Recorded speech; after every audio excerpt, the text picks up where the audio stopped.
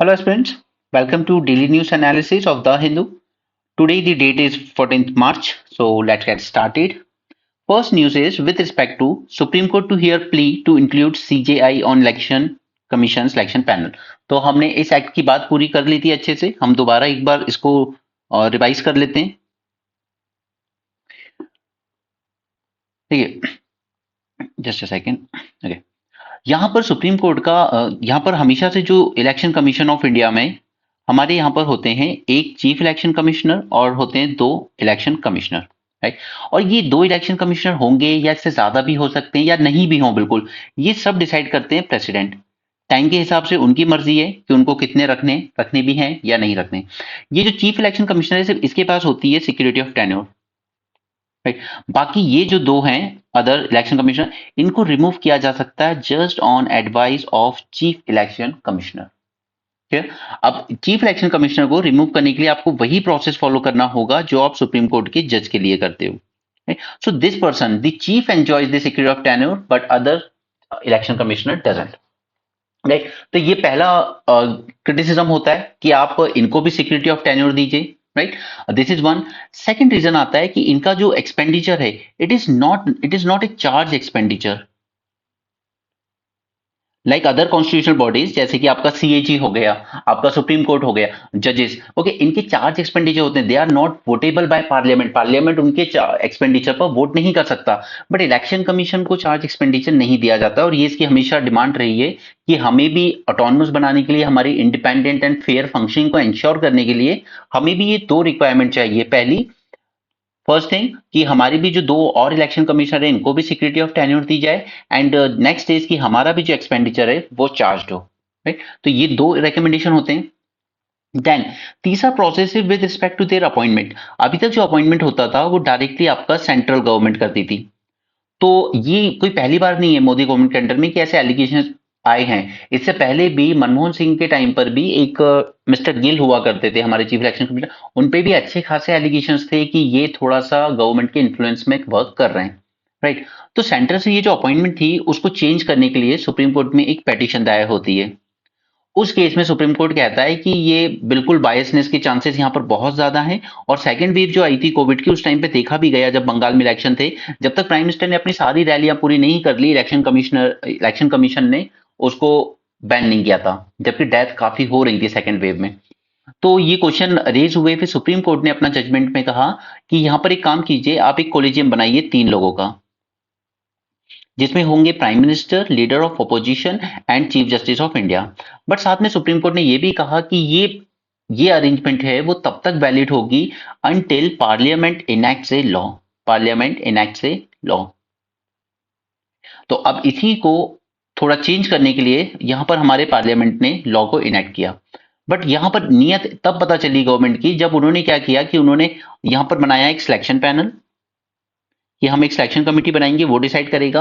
और selection committee में member, जैसा सुप्रीम कोर्ट ने कहा, प्राइम मिनिस्टर होंगे, लीडर ऑफ अपोजिशन भी होंगे, लेकिन चीफ जस्टिस ऑफ इंडिया को रिप्लेस कर दिया गया with another cabinet minister, right. तो अगर चीफ जस्टिस ऑफ इंडिया होते तो यहाँ पर फेयरनेस दिखती कि अकेले प्राइम मिनिस्टर या अकेले गवर्नमेंट का काम नहीं चलेगा यहाँ पे, लेकिन यहाँ पर कैबिनेट मिनिस्टर, और जिस cabinet minister is nominated by prime minister himself, prime minister he nominate करेंगे इनको। तो ऑब्वियसली बात है कि this person and this person gonna vote for same person, और जबकि लीडर ऑफ अपोजिशन का अगेंस्ट में भी कहे तो भी अभी भी गवर्नमेंट के ही हाथ में रहेगा पूरा कंट्रोल। क्लियर। इसके अलावा सिलेक्शन कमेटी के अलावा एक सर्च कमेटी भी बनाई जाएगी। Search committee will be headed by cabinet secretary. ये जो सर्च कमेटी होगी ये आपको रेकमेंड करेगी 5 नेम्स, जिनमें से सिलेक्शन कमेटी फिर चूज कर सकती है कि किसको बनाना है। और एक और जो प्रोविजन आया वो ये कि इन 5 नाम के अगर बाहर से भी, इन 5 नाम के अलावा भी अगर ये सिलेक्शन कमेटी चाहे तो किसी और को भी सिलेक्ट कर सकती है।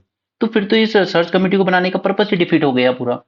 फिर ये इतनी मेहनत क्यों करना 5 नाम आइडेंटिफाई करने की, अगर सिलेक्शन कमेटी जिसमें ऑलरेडी प्राइम मिनिस्टर और कैबिनेट मिनिस्टर का वोट ज्यादा है वो अपनी मर्जी से भी किसी को बना सकती है। तो हम वापस उसी लेवल पर आ गए जहां से ये पूरा शुरू हुआ था, राइट। ये है आपका पूरा election commission amendment act 2023। Clear. तो यहाँ पर प्ली फाइल की गई है दोबारा कि हमें चीफ जस्टिस ऑफ इंडिया का इंक्लूजन चाहिए इस कमेटी में, क्योंकि अभी भी एडवांटेज सेंटर के हाथ में ही है। प्राइम मिनिस्टर और उनके साथ जो कैबिनेट मिनिस्टर है उनके थ्रू ही पूरे अपॉइंटमेंट होंगे अब भी। राइट, ये सेक्शन 7 था इस एक्ट का जो 2023 में आया। तो यहाँ पर वो जो केस आया था वो केस था Anoop Barnwal versus Union of India judgement, जो मार्च 23 में दिया गया था, जिसमें सुप्रीम कोर्ट ने कहा कि कोलिजियम बनाइए।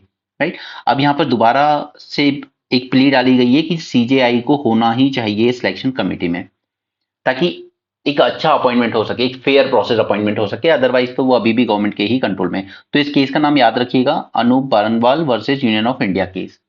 ओके, बाद में अलग से मैगजीन में आएगा तो 2-4 केस वो, एक तो कोचिंग मैगजीन्स की प्रॉब्लम ये है कि वो आपके प्रिपरेशन को सिंपल नहीं रहने देते हैं। वो 3-4 पुराने केस भी डाल देंगे उसमें, जबकि फैक्ट ये है कि ना तो वो आपको याद रहेंगे और ना ही आपको एग्जाम हॉल में उतना लिखने का स्कोप रहेगा। नंबर ऑफ वर्ड्स में भी नहीं और टाइमिंग में भी नहीं, उतना टाइम भी नहीं होता। राइट, तो याद रखिए उतना जितना आपके न्यूज के अराउंड रहता है और अपने थॉट प्रोसेस बनाते चलिए।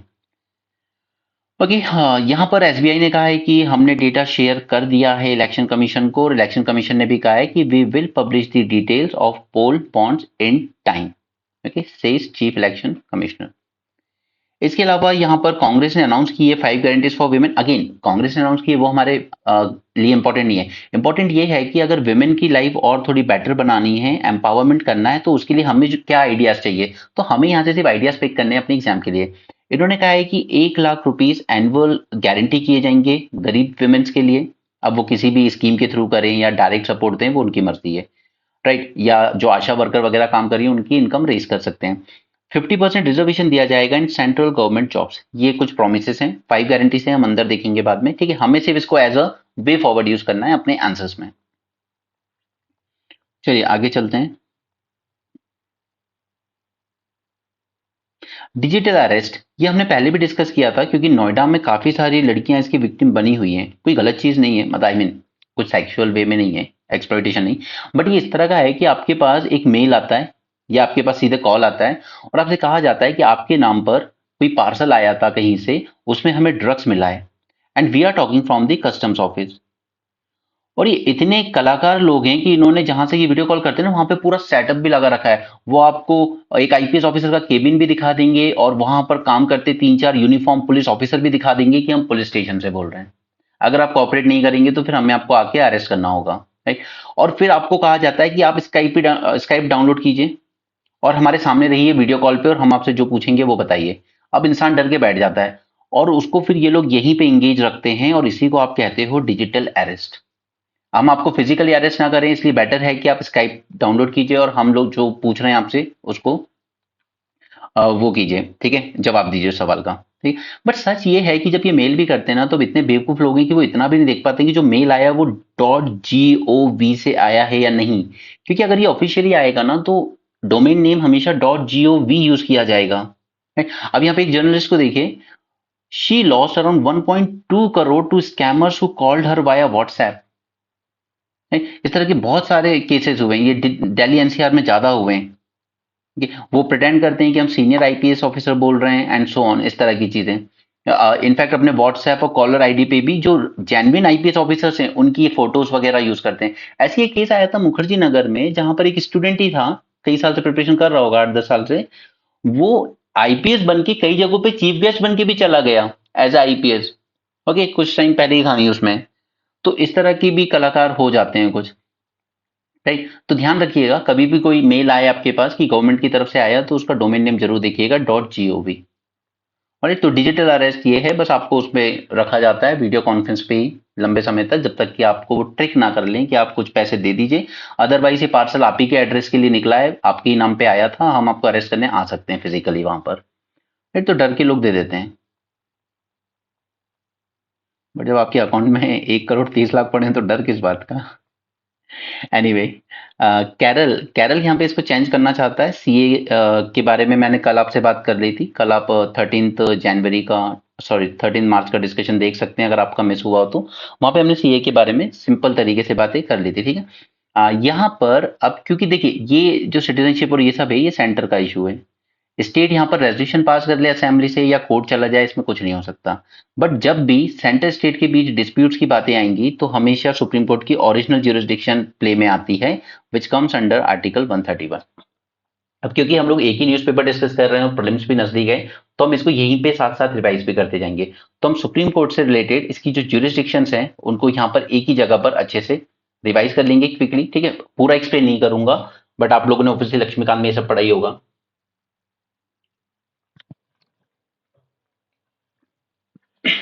ओके, ज्यूरिसडिक्शन की जब बात आती है तो जब सेंटर स्टेट यानी कि किसी तरह के फेडरल नेचर के डिस्प्यूट्स होंगे तब ओरिजिनल ज्यूरिसडिक्शन फोर्स में आएगी। Okay, when there is a dispute between different units of Indian federation यानी सेंटर स्टेट या यूटी वगैरह। डिस्प्यूट हो सकता है सेंटर और वन और मोर स्टेट्स के बीच में, या सेंटर और एनी स्टेट और states on one side and one और more states on other side, या बिटवीन टू और मोर स्टेट्स भी हो सकता है कि सेंटर इन्वॉल्व नहीं है यहाँ पे, सिर्फ दो स्टेट्स के बीच ही, जैसे कर्नाटका और तमिलनाडु के बीच का कोई इशू है, राइट। और ये एक्सक्लूसिव ज्यूरिसडिक्शन होती है सुप्रीम कोर्ट की, एक्सक्लूसिव भी और ओरिजिनल भी। इसका मतलब ये है कि एक्सक्लूसिव यानी कि आप हाई कोर्ट नहीं जा सकते, दो स्टेट के बीच में डिस्प्यूट है या स्टेट और सेंटर के बीच डिस्प्यूट है तो हाई कोर्ट के पास ज्यूरिसडिक्शन है ही नहीं। This is the exclusive jurisdiction of supreme court only, right. Original इसलिए कि आपको वाया अपील नहीं आना है कि आप पहले कहीं और जाइए फिर सुप्रीम कोर्ट आइए, नो। ओरिजिनल डायरेक्ट सुप्रीम कोर्ट आ सकते हो आप, ठीक, क्योंकि हाई कोर्ट के पास तो है ही नहीं ज्यूरिसडिक्शन, तो अपील के थ्रू तो आना पॉसिबल भी नहीं है, ठीक है। तो ओरिजिनल एंड एक्सक्लूसिव वर्ड का मतलब यहाँ पर ये है, एक्सक्लूसिव सिर्फ हाई कोर्ट सुप्रीम कोर्ट के पास है, हाई कोर्ट के पास नहीं है। ओरिजिनल डायरेक्ट सुप्रीम कोर्ट आ जाइए, कोई वे अपील के थ्रू आने की जरूरत नहीं है, राइट। अब ज्यादा जरूरी जो है वो है कि किस केस में एक्सटेंड नहीं होती है, does not extend to which dispute. तो ये बहुत ध्यान से सुनिए क्योंकि ये ओरिजिनल ज्यूरिसडिक्शन न्यूज में रहा है, बट यूपीएससी आपसे क्या पूछेगा कि कहाँ एप्लीकेबल है, वो तो सबको पता है क्योंकि डिस्प्यूट चल रहे हैं करंट अफेयर में, बट कहाँ एप्लीकेबल नहीं है ये बैकग्राउंड नॉलेज आपको होना चाहिए। A dispute arising out of any pre constitutional treaty agreement or covenant, अगर वो कॉन्स्टिट्यूशन से पहले का कोई ट्रीटी है, जैसे सपोज केरल और तमिलनाडु के बीच एक डैम है जिसको लेकर इशू चल रहा है, राइट, मुल्ला पेरियार डैम, तो वो एक प्री कॉन्स्टिट्यूशनल ट्रीटी साइन की थी उस टाइम के मैड्रास प्रोविंस ने और राजा ऑफ ट्रावेनकोर ने, तो वो प्री कॉन्स्टिट्यूशनल है। तो वहां पे कि तमिलनाडु केरल कहें कि हम दोनों के बीच डिस्प्यूट है तो ओरिजिनल ज्यूरिसडिक्शन हम एग्जाम यूज करेंगे, तो सुप्रीम कोर्ट उसमें कह सकता है कि नहीं, आपकी ये जो डैम को लेकर ट्रीटी है ना 99 ईयर की, ये प्री कॉन्स्टिट्यूशनल है, तो आपका मैं केस हैंडल करूंगा but not under the original jurisdiction. Clear? या फिर कोई सनद वगैरह इशू हुआ हो उस केस में भी ये ज्यूरिसडिक्शन नहीं आएगी।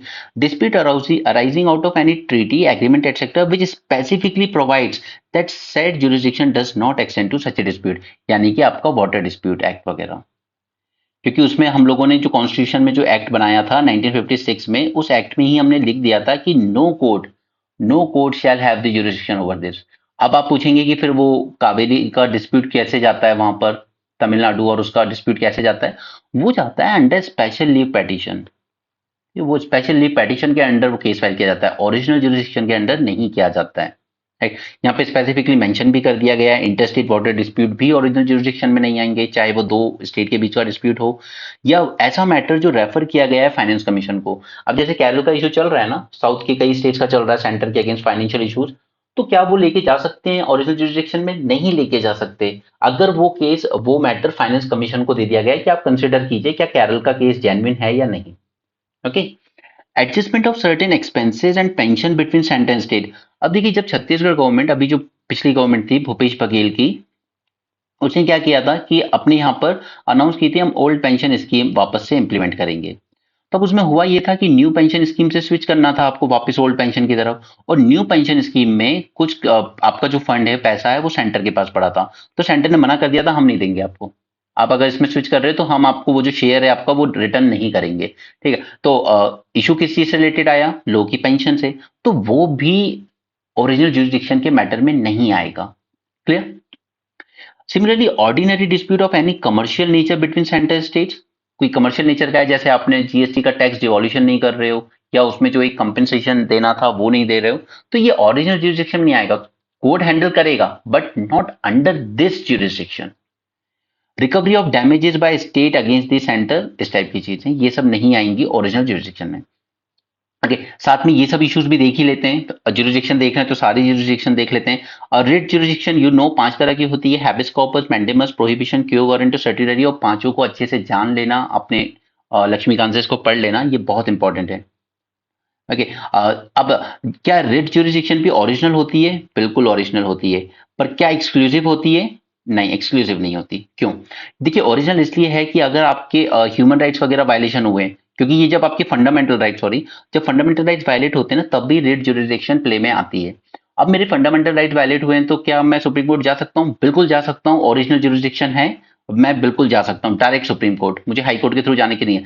क्या ये ज्यूरिसडिक्शन एक्सक्लूसिव है? एक्सक्लूसिव नहीं है, क्योंकि सुप्रीम कोर्ट ने कहा है कि अगर आपकी ग्रीवांसेस हाई कोर्ट से ही सॉल्व हो सकते हैं तो वहीं से कर लो आप पहले, बाद में सुप्रीम कोर्ट आना, अगर आप सेटिस्फाइड ना हो तो।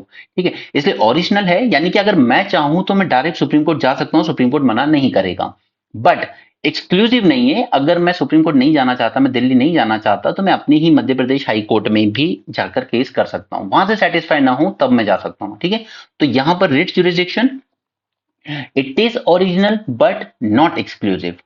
राइट, ऊपर वाली जो थी वो ओरिजिनल भी थी, एक्सक्लूसिव भी थी। Okay, Supreme Court has original jurisdiction in the sense that an aggrieved citizen can go directly to Supreme Court, not necessarily by way of appeal. However, it is not exclusive. High court को भी power है इसकी आगे। ठीक है, next होती है appellate jurisdiction. Appellate मतलब सिंपल, कि क्या मैं अपील कर सकता हूँ लोअर कोर्ट में कुछ हुआ है उसके मैटर में, तो हाँ मैं कर सकता हूँ with respect to constitutional matters. ठीक है, कई बार होते हैं, जैसे कॉन्स्टिट्यूशनल मैटर, जैसे स्पीकर गवर्नर के अगेंस्ट कोई केस है तो वो मद्रास हाई कोर्ट गया, फिर वहां से मैंने अपील कर दी सुप्रीम कोर्ट में, अगर मैं सेटिस्फाई नहीं हूं तो। ठीक है, सिविल मैटर्स में, यानी कोई प्रॉपर्टी डिस्प्यूट है, इनहेरिटेंस डिस्प्यूट है तो। क्रिमिनल मैटर्स, यानी कि कोई सजा हुई है हाई कोर्ट में, तो मैं सुप्रीम कोर्ट में अपील कर सकता हूँ। स्पेशल लीव पेटिशन, ये सबसे इंपॉर्टेंट है। This is most important, specially, क्योंकि कई बार जब लिख दिया गया है, जैसे वाटर डिस्प्यूट का इशू है, कि ट्रिब्यूनल जो जजमेंट देगा बस वो फाइनल है, इसके बाद आप सुप्रीम कोर्ट नहीं जा सकते अपील करने, और उसको कोर्ट को ज्यूरिसडिक्शन दी भी नहीं गई है वाटर डिस्प्यूट मैटर पे। लेकिन ट्रिब्यूनल के अवार्ड के अगेंस्ट भी स्टेट्स जाते हैं सुप्रीम कोर्ट में। क्यों? स्पेशल लीव लेकर, special leave petition. Special leave petition दी जाती है in the interest of public issues. क्योंकि अगर मैं सेटिस्फाई नहीं हूं कि यार पानी की दिक्कत होगी इससे तमिलनाडु में या कर्नाटका में, तो मैं कहूंगा कि ये मेरी पब्लिक का कंसर्न है, इन दी पब्लिक इंटरेस्ट आप मुझे स्पेशल लीव पेटिशन प्रोवाइड कीजिए, मेरा केस सुनिए। क्लियर? नेक्स्ट आता है आपका एडवाइजरी ज्यूरिसडिक्शन। ये आती है अंडर आर्टिकल 143, यानी कि प्रेसिडेंट यहाँ पर कोई एडवाइस मांग सकते हैं, एक ओपिनियन मांग सकते हैं सुप्रीम कोर्ट का, दो तरह के मैटर्स में: if there is any question of law or fact of public importance which has arisen or which is likely to arise. अब पता है, इलेक्ट्रल बॉन्ड एक ऐसा इशू था जिसपे शायद प्रेसिडेंट कोर्ट का ओपिनियन उस वक्त भी मांग सकते थे, बट वो फाइनेंस एक्ट के फॉर्म में पास किया गया था, वो अलग बात है। लेकिन अगर चाहते, ऐसे कई केस हैं, जैसे सपोज कि यूएपीए में कुछ अमेंडमेंट किए गए, उसने और स्ट्रांग बना दिया उस एक्ट को, तो ऐसे केस में भी उनको लगता है कि यार यहाँ पर कुछ लॉ का एक क्वेश्चन आ रहा है, तो अगर कोई अच्छे अवेयर जज होते, और सॉरी प्रेसिडेंट होते, तो वो एक बार को उस बिल को थोड़ा सा रोक के, विथहोल्ड करके, एक बार सुप्रीम कोर्ट से ओपिनियन ले सकते थे, क्या ये लॉ ठीक है, क्या इसका मिसयूज तो नहीं हो जाएगा, एंड सो ऑन। राइट, और दूसरी कैटेगरी कौन सी आती है? If any dispute arising arising out of any pre constitutional treaty, agreement, covenant, सनद एक्सेट्रा। अगर कोई प्री कॉन्स्टिट्यूशनल मैटर है, उससे रिलेटेड कोई चीज है, तो यहां पर भी वो सुप्रीम कोर्ट का ओपिनियन मांग सकते हैं प्रेसिडेंट। ठीक है, तो ये एडवाइजरी जुरिस्डिक्शन है अंडर आर्टिकल 143। क्लियर? उसी तरीके से होता है court of record. Court of record में सुप्रीम कोर्ट को दो पावर मिल जाती है कि उसकी जो भी जजमेंट होंगे, उसकी जो भी प्रोसीडिंग्स होंगी, या जो भी वो ऑर्डर्स देगा, ये परपेचुअल मेमोरी में रिकॉर्ड किए जाते हैं, ये ऐसा टेस्टिमनी माने जाते हैं, और ये क्वेश्चन नहीं किए जा सकते किसी और कोर्ट के द्वारा या किसी और कोर्ट में जाकर। राइट, यहाँ पर सुप्रीम कोर्ट, इसलिए आप देखिएगा कि स्मॉल कोर्ट्स हो या हाई कोर्ट हो, वहां पर कई बार वकील ऐसे दलील देते हैं कि देखिए आप ये जो कर रहे हैं ना, जैसे सपोज डॉरी एक्ट का केस है, तो डॉरी एक्ट में अगर मान लो कोई जज को अवेयरनेस नहीं है, कई बार हो जाता है ऐसा, उसका ध्यान नहीं है, तो वकील याद दिलाता है कि सुप्रीम कोर्ट ने इस केस में ऐसी गाइडलाइन दी थी कि डॉरी एक्ट में अगर कंप्लेन आती है तो पहले पुलिस इन्वेस्टिगेशन करेगी, डायरेक्ट अरेस्ट नहीं करेगी। आज भी कई बार छोटे लेवल पे पुलिस इतनी अनअवेयर है कि वो डायरेक्ट डॉरी दहेज प्रताड़ना का केस आया और अरेस्ट कर लेते हैं। राइट, तो फिर ऐसे में केस जब कोर्ट में जाता है तो वहां पे याद दिलाया जाता है कि सुप्रीम कोर्ट की ऐसी गाइडलाइंस है, पहले इन्वेस्टिगेशन कीजिए, प्री इन्वेस्टिगेशन, उसके बाद आप अरेस्ट कर सकते हैं, डायरेक्ट नहीं। राइट। तो सुप्रीम कोर्ट की जो भी जजमेंट्स प्रोसीडिंग्स वगैरह होती हैं उनको बिल्कुल रिकग्नाइज किया जाता है एज अ लीगल प्रेसिडेंट, यानी उनको एक कानून ही माना जाता है और वो लीगल रेफरेंस के लिए यूज की जा सकती है through out the India. Right. दूसरा, कोर्ट ऑफ रिकॉर्ड की पावर में आता है कंटेम्प्ट ऑफ कोर्ट भी, यानी कि जो अभी एसबीआई ने किया कि आपको जो ऑर्डर दिया गया है वो आपने फॉलो क्यों नहीं किया, तो उस पर चाहते तो कंटेम्प्ट प्रोसीडिंग्स चला सकते थे। राइट। उसी तरीके से अगर आपका कोई केस है, सिविल केस या क्रिमिनल केस, आपको ऑर्डर दिया जाए कि आपको इस तारीख को कोर्ट में अपीयर होना है, अगर आप अपीयर नहीं हुए तो आपके अगेंस्ट कंटेम्प्ट का केस चलाया जा सकता है। अगर मैं बार बार जो सुप्रीम कोर्ट जज हैं बेला त्रिवेदी, में उनके बारे में दो चार बार रेफरेंस दे चुका हूं आपको कि इनके जो जजमेंट्स हैं वो कहीं ना कहीं प्रो गवर्नमेंट जाते हैं कई बार, क्योंकि वो खुद भी गुजरात लॉ मिनिस्ट्री में काम कर चुकी हैं जब नरेंद्र मोदी जी सीएम थे। ठीक है। तो इस तरह की स्टेटमेंट जो भी जज को या सुप्रीम कोर्ट के अगेंस्ट उसको इंसल्ट करें तो आप पे कंटेम्प्ट का केस चल सकता है। Famous case was Prashant Bhushan, उन्होंने जुडिशरी के अगेंस्ट कुछ कह दिया था, जुडिशरी ने उन पे फाइन ठोक दिया था। राइट। तो ये पावर इनको दी जाती है। आपको सिंपल इम्प्रिजनमेंट भी दी जा सकती है या 6 महीने की सजा भी दी जा सकती है या फाइन अप टू 2000 और विद बोथ। ठीक है, ये है कोर्ट ऑफ रिकॉर्ड। अब एक और जो टर्म आपका करंट अफेयर में चलता है that is master of roster. It refers to privilege of chief justice of India to constitute benches to hear. अब जैसे टोटल हमारे पास 34 जजेस हैं, सारे 34 तो एक ही केस में नहीं बैठ रहे हैं ना। जस्ट सेकेंड यार। ओके। ठीक है, तो अलग अलग बेंचेस बना दी जाती है, जैसे 2 जज बेंच, 3 जज बेंच, या फिर 5 जज बेंच, या फिर 7 जज बेंच भी बना दी जाती है। और इंपॉर्टेंट केस है तो 9 जज, 11 जज। अभी 7 जज बेंच बनी है ना, वो कल हमने रिजर्वेशन का इशू डिस्कस किया था, सब कैटेगराइजेशन ऑफ एससी। तो इस तरह से अलग अलग बेंच बनाई जाती है। और फिर जितने भी केसेस पेंडिंग है या केसेस आ रहे हैं तो केसेस एलोकेट किए जाते हैं अलग अलग बेंचेस को। तो कौन सा केस किस बेंच को एलोकेट होगा वो डिसाइड करने का अधिकार सिर्फ चीफ जस्टिस ऑफ इंडिया को है, और उनकी इसी पावर को कहा जाता है मास्टर ऑफ द रोस्टर। ठीक है। जैसे ये बेला त्रिवेदी जी की बेंच है, तो अगर कोई गवर्नमेंट का केस है तो चीफ जस्टिस जानबूझ के इधर दे देंगे।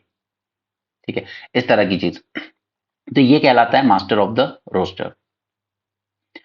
Controversy emerged in supreme court over absolute power of chief justice on the judicial administration. वो 4 जज लोग जो आ गए थे एक बार मीडिया के सामने, उनका यही कहना था कि जानबूझकर कुछ केसेस ऐसे जजेस को एलोकेट किए जा रहे हैं जो गवर्नमेंट को सपोर्ट करते हैं, उनको ऐसे केस एलोकेट किए जा रहे हैं जिसमें गवर्नमेंट के फेवर में ही जजमेंट देना है। Famous example of justice Mishra, Ayodhya case में जजमेंट दिया गवर्नमेंट के फेवर में, ऐसा जैसा कहा जाता है, और वो सीधे सीधे रिटायर होकर राज्यसभा में नॉमिनेट हो गए गवर्नमेंट के द्वारा। Supreme Court has upheld a number of times that Chief Justice is the master of the roster and he alone, ठीक है। जबकि कुछ जजेस ने डिमांड किया था कि एटलीस्ट तीन जजेस का पैनल तो डिसाइड करे कि कौन सा केस किस बेंच को देना है, अकेले chief justice of India decide कर लेंगे। फिर वही सब बातें आ जाती है कि वो रिटायर होने वाले हैं तो फिर वो शायद गवर्नमेंट को फेवर कर जाए, इस तरह के एलिगेशन चलते रहते हैं। इंदिरा गांधी जी के टाइम भी चले थे चीफ जस्टिस ऑफ इंडिया पर। He alone has the prerogative to constitute the benches of the court and allocate cases to the benches so constituted. Now, be it Chief Justice of India or Chief Justice of any High Court, he or she who heads the administrative side. This includes allocation of matters before a judge as well. So, no judge can take up the matter on his own unless allocated by Chief Justice of India.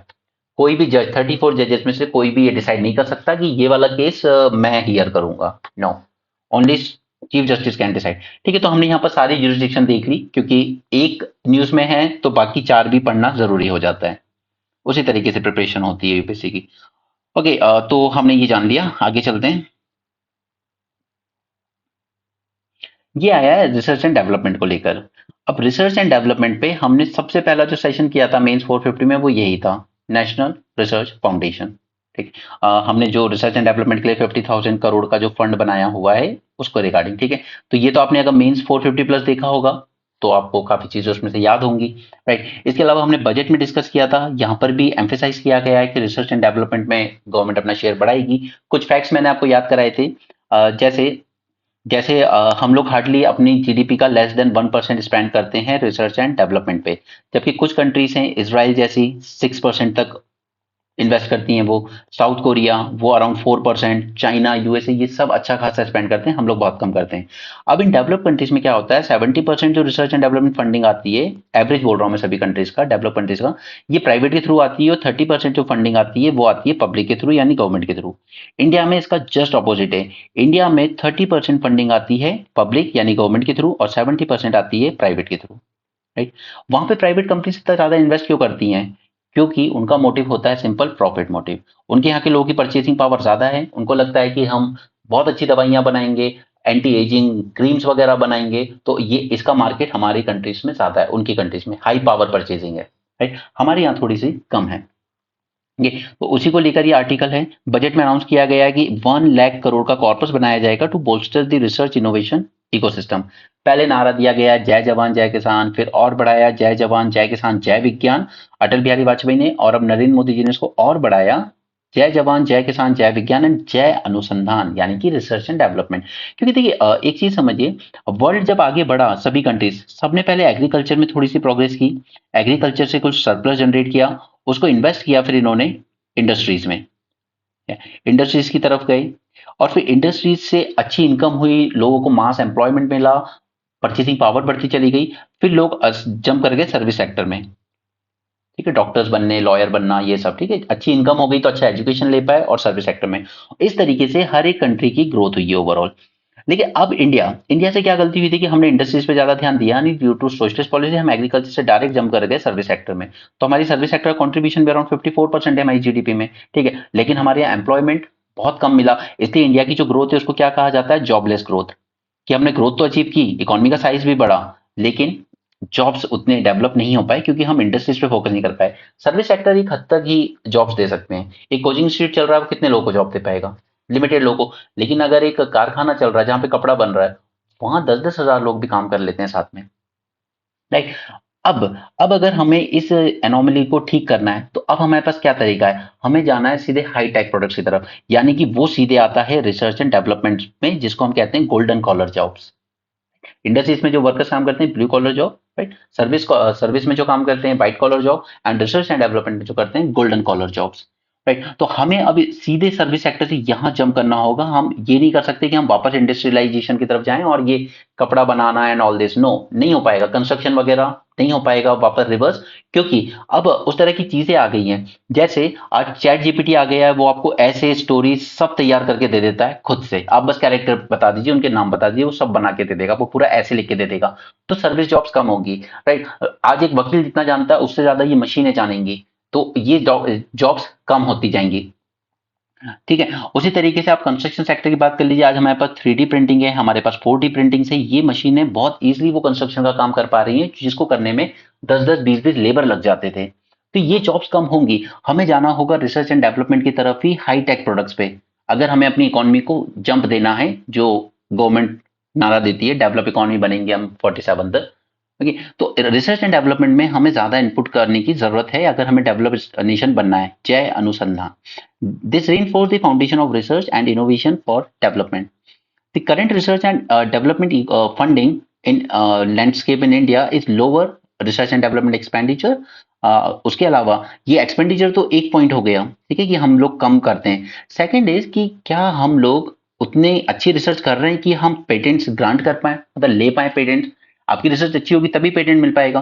Third, कितने PhD holders हैं हमारे यहाँ? नाम के PhD तो आजकल बहुत बन रहे हैं हमारे यहाँ, इतने इंस्टीट्यूट खोल दिए हमने कि वो नाम के पीएचडी आपको घर बैठे भी दे देंगे। दूसरा, कि आपकी जो रिसर्च पेपर हैं क्या वो पब्लिश हो रहे हैं? ठीक है, और पब्लिश हो भी रहे हैं, आपने अवार्ड पीएचडी बहुत सारे करा दिए, आपने पब्लिकेशन भी बहुत सारे करा लिए मैगजीन्स में, न्यूज अपनी research. But the thing is quality, आपका जो आउटपुट आ रहा है उसकी क्वालिटी हमेशा एक क्वेश्चन मार्क रहती है इंडिया में। ठीक है, तो हमने ओवरऑल अपना रिसर्च एंड डेवलपमेंट में इन्वेस्टमेंट तो बढ़ाया है, जैसे 6 लाख करोड़ से हमने 12 लाख करोड़ तक इन्वेस्ट बढ़ाया है 10 साल में। बट द थिंग इज कि वो तो जीडीपी भी बढ़ी हमारी, तो as a percentage of GDP हमारा स्टैग्नेंट ही रहा है, 0.6%। As a percent of GDP हमारा रिसर्च एंड डेवलपमेंट का शेयर नहीं पड़ा है। इसलिए गवर्नमेंट हमेशा आपको मिसगाइड करने के लिए अधूरे आंकड़े देती है। थोड़े दिन पहले भी फाइनेंस मिनिस्टर कह रही थी कि हमने देखिए डबल कर दिया है रिसर्च एंड डेवलपमेंट फंड। तो but as a percentage of GDP तो सेम ही है ना अभी तक।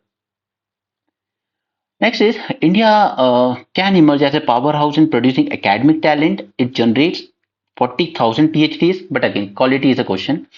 And we are third in PhDs holders after United States and China. Next is, तो हम इंटेलेक्चुअल कैपिटल, अब देखिए हमारे पास सबसे ज्यादा क्या है, पॉपुलेशन। अगर हम उनको अच्छा एजुकेशन देंगे, अच्छी क्वालिटी देंगे टीचिंग की, तो हम वर्ल्ड की इंटेलेक्चुअल कैपिटल बन सकते हैं। हमें कोई चीप लेबर कैपिटल नहीं बनना है वर्ल्ड की अब। इंडिया रिसर्च आउटपुट थर्ड है ग्लोबली 3 लाख पब्लिकेशन होते हैं हमारे research paper, but again the question mark is quality of those research paper. क्या हम उसको वाकई उसमें से कुछ ऐसा निकल के आ रहा है जिससे सोसाइटी या इकोनॉमी को कोई फायदा हो सके। Advancing knowledge across diverse field, patent number of patents grant में हम लोग 6th पोजीशन पर हैं, ऑब्वियसली 6th हैं, लेकिन और इंप्रूवमेंट की जरूरत है, एटलीस्ट थर्ड पे तो पहुंचने की जरूरत है अगर आप विश्व गुरु बनने की बातें करते हो। It underscores the India's evolving innovation landscape. Research and development के एक्सपेंडिचर की बात करें तो मोस्टली गवर्नमेंट ड्रिवन है, प्राइवेट सेक्टर कम पार्टिसिपेट करता है, हार्डली 36। मतलब मैं ओवरऑल आपको जनरली 70-30 ही रेकमेंड करूंगा। वही आपको याद भी रहेगा और वो ज्यादा बेटर भी लगता है, इतना ज्यादा अंदर मत घुसिए इनमें। Collaboration between government, business enterprise, higher education institution is essential to maximize the positive impact of science, technology, innovation on economic growth and technological advancement. इसमें इन्वेस्टमेंट हमें बढ़ाने की जरूरत है ऑब्वियसली, क्योंकि देखिए हम जो 17.2 बिलियन डॉलर इन्वेस्ट कर भी रहे हैं ना, उसका 50% तो गवर्नमेंट सेक्टर में चला जाता है, वो भी सिर्फ 4 ही गवर्नमेंट सेक्टर में। वन इज डीआरडीओ, 30% डीआरडीओ ले गया, 18% डिपार्टमेंट ऑफ स्पेस ले गया, और 12% एग्रीकल्चर रिसर्च इंस्टीट्यूट ले गए, और ऑलमोस्ट 12% एटॉमिक एनर्जी। तो हम जो जितना इन्वेस्ट कर भी रही है गवर्नमेंट, 70% गवर्नमेंट की तरफ से जो आ रहा है, इस 70% का भी 54% तो हमारा 4 ही की सेक्टर्स में चला जाता है। ओके, अब देखिए अभी पिछले कुछ सालों में अगर सबसे अच्छा कुछ काम किया हमारे यहाँ तो डिपार्टमेंट ऑफ बायोटेक्नोलॉजी ने, चाहे वो नैनो यूरिया बनाने की बात हो, जीनोम सिक्वेंसिंग वगैरह करने की बात हो, या फिर हमारी कोविड वैक्सीन वगैरह की बात हो। तो इसको इसको इसका नाम दिख रहा है आपको कहीं भी? 54% तो ये 4 ले गए, तो फिर ये कहाँ गया? ओके, तो इसीलिए हमें थोड़ा सा इसको बराबर करने की भी जरूरत है। Contribution of private sectors lag behind just 6.2 billion dollar. Global trend तो जबकि बहुत ज्यादा है, वो लोग बहुत ज्यादा इन्वेस्ट करते हैं प्राइवेट सेक्टर, क्योंकि उनका उनका मोटिव रहता है profit, profit and market forces, यानी कि मार्केट में जिस चीज की डिमांड होगी उस चीज पे प्राइवेट कंपनीज रिसर्च करती हैं।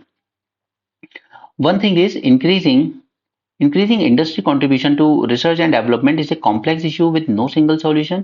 A multi-pronged approach involving diverse stakeholders to unlock the potential of research and development for India's economic growth and competitiveness, learning from research and development ecosystem of other developed countries। कि उन्होंने कैसे किया? उन्होंने किया ये mostly industries और higher education institution के collaboration से। ठीक है, ये इंडस्ट्रीज फंडिंग देती हैं हायर एजुकेशन इंस्टीट्यूट को कि आपके यहाँ बेस्ट स्टूडेंट्स हैं, आपके यहाँ बेस्ट टीचर्स हैं, ये रिसर्चर्स हैं, आप हम फंडिंग देते हैं, आप रिसर्च कीजिए इस चीज पर। ठीक है, और फिर ये लोग उसी चीज पे रिसर्च करके पेटेंट लेकर इंडस्ट्री को वापस देते हैं। लेकिन हमारे यहाँ ऐसा होता नहीं है, क्योंकि पहले तो हमारे यहाँ इंडस्ट्रीज में स्टूडेंट्स और उनकी क्वालिटी हम जानती ही हैं, उसके बाद आईआईटीज भी हमने इतने ज्यादा बढ़ा दिए कि जो बेस्ट टीचर्स है वो कहते हैं देखिए एक तो आपने स्मॉल टाउन्स में खोल दिया, हमें वहां जाना नहीं। सेकंड थिंग इज कि आपने इतनी ज्यादा आईआईटीज खोल दी है कि जो स्टूडेंट्स की क्वालिटी आती थी पहले आईआईटीज में, आज वैसी क्वालिटी नहीं आ रही है। तो उन्हें भी ये जो रिसर्चर्स और टीचर्स होते हैं बहुत हाईली एजुकेटेड, ये उन बच्चों के साथ काम करने में, कोलैबोरेट करने में उतना ज्यादा कंफर्टेबल फील नहीं करते हैं। हम बात करते हैं, हम वज्र स्कीम और इस तरह की चीज चलाते हैं कि फॉरेन से बेस्ट रिसर्चर साइंटिस्ट आएंगे हमारे यहाँ पढ़ाने, बट वो पढ़ाएंगे किनको? टॉप क्वालिटी के स्टूडेंट्स को। IIT Delhi, IIT Mumbai, IISc Bengaluru, यहाँ मिल जाते हैं आपको टॉप क्वालिटी स्टूडेंट, लेकिन उसके अलावा हमने इतने ज्यादा आईआईटीज खोल दिए हैं कि उसमें जो क्वालिटी थी स्टूडेंट्स की वो नीचे गई है। ओके, तो फिर कोई क्यों फंडिंग देगा ऐसे आईआईटी को? आज अगर इन्वेस्टर्स को देना होगा वो आईआईटी दिल्ली को फंडिंग देंगे, वो आईआईटी मुंबई को देंगे, क्या वो आईआईटी मंडी को देंगे? नहीं देंगे। While maintaining India's strength is streamlined decision making and strategic alignment. Now, एक 12 strategy follow करने की जरूरत है हमें। First is encouraging the private sector involvement and fortifying academia's research infrastructure. Infrastructure सुधारना है हमें अपनी academies का, ताकि वो रिसर्च कर सकें, और फिर प्राइवेट फंडिंग इंश्योर करनी है कि आप इन इंस्टीट्यूट के साथ कोलैबोरेट कीजिए और फंडिंग इंश्योर कीजिए। तो ये ड्वेल स्ट्रेटेजी हमारी होनी चाहिए। इसके अलावा ये मैं आपके साथ मेंस में कर चुका हूं ऑलरेडी, अनुसंधान नेशनल रिसर्च फाउंडेशन एनआरएफ, पूरा एक हमने प्रॉपर मींस 450 में लेक्चर किया था इसका। It underscore government's dedication to catalysing research and innovation as cornerstone of development, and this act aims to break India's persistent research and development investment gap with nurturing a robust research culture with higher education institutions। तो हमें ensure करना होगा equitable fund distribution, यानी कि वो सिर्फ 4 sector में ना जाए, सभी में जाए। फोर्सिंग इंटरडिसिप्लिनरी कोलैबोरेशन, लाइक ऐसा नहीं है कि बायोटेक्नोलॉजी में कुछ हो रहा है तो उसमें हमें एटॉमिक एनर्जी वालों की जरूरत नहीं पड़ेगी, हमें जरूरत पड़ेगी, तो इनके बीच में कोलैबोरेशन होना जरूरी है। And upholding the global standards. Okay, so that was a good article. CA का है तो ये हमने कल बात कर ली है, कल का एनालिसिस देख लेना अगर मिस किया तो। 4 ईयू का पैक्ट है, ठीक है, ये जो हमने ईयू नेशंस के साथ करा है। हमारा मेन गोल क्या है कि $100 बिलियन का इन्वेस्टमेंट हमें लेना है और क्रिएट करनी है 15 ईयर्स की जॉब्स, राइट। यहाँ पे हमें बेनिफिट होगा, चीपर वाइन इंपोर्ट कर पाएंगे, चॉकलेट्स, चीपर मशीनरीज वगैरह प्रोड्यूसर यूज कर पाएगा। ये सेकंड मेजर ट्रेड पैक्ट है आफ्टर यूएई। यूएई के साथ हुआ है फुल फ्लेजेड और इनके साथ हुआ है। ऑस्ट्रेलिया के साथ जो हुआ है वो टेम्पररी है, इंतरिम है वो। गल्फ कॉपरेशन काउंसिल के साथ हम करना चाहते थे, लेकिन उस गल्फ रीजन की भी हालत ऐसी है कि अभी शायद उसको होल्ड पे डाल दिया गया है। हम आरसेप जो चाइना लेड ऑर्गेनाइजेशन था, आरसेप, उसको हमने वॉकआउट कर दिया था कि हम इसको ज्वाइन नहीं करेंगे, इससे हमारे इंपोर्ट और बढ़ जाएंगे चाइना के थ्रू आने वाले। और ये रेटिफाई हो जाएगा by end of 24। Signing and ratification में मतलब बता चुका हूं आपको, साइन कर लिया है सभी कंट्रीज ने, लेकिन रेटिफाई पार्लियामेंट करेगा उनका। और ये पहली बार है जब इंडिया ने एग्री किया है कुछ नॉन ट्रेड इश्यूज को, वरना इंडिया करता नहीं है ट्रेड डील में non trade issues like labour, human rights, environment, gender, ये सब ऐड किया है इसमें। तो this is a very important point, शायद आपको प्रीलिम्स में कंफ्यूज कर सकता है। 4 कंट्रीज हैं इसमें, Iceland, Liechtenstein, Norway and Switzerland. Clear?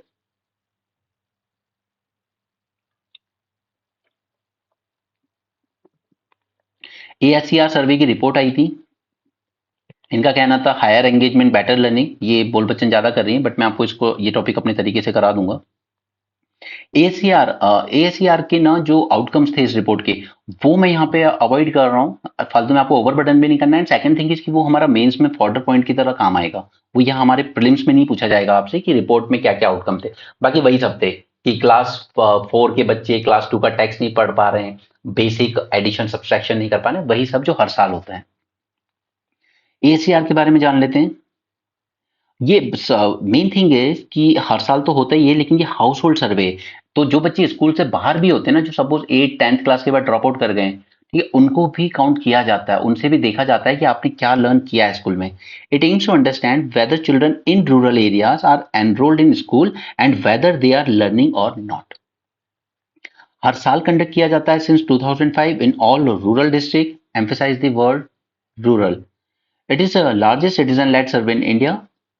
ये हमें बताता है कि एनरोलमेंट स्टेटस क्या है चिल्ड्रन का between age group of 3 to 16, उनकी basic reading ability, arithmetic level उनका बताता है of children age 5 to 16 at national, state and district level. तो अब हमें जो जानना है कि क्या इशू फेस कर रहा है हमारा एलिमेंट्री एजुकेशन इंडिया में। फर्स्ट इज कि हमारा जो स्कूल का इंफ्रास्ट्रक्चर है, एमिनिटीज है, ये बहुत ज्यादा पुअर है। बेसिक एमिनिटीज ही बहुत ज्यादा पुअर है हमारे यहाँ। जैसे 95% of skills schools have drinking water and toilets, and over 10% lack electricity. Additionally, there is lack of digitization. More than 60% of schools lacking computers and 90% not having access to internet. Shift towards private school.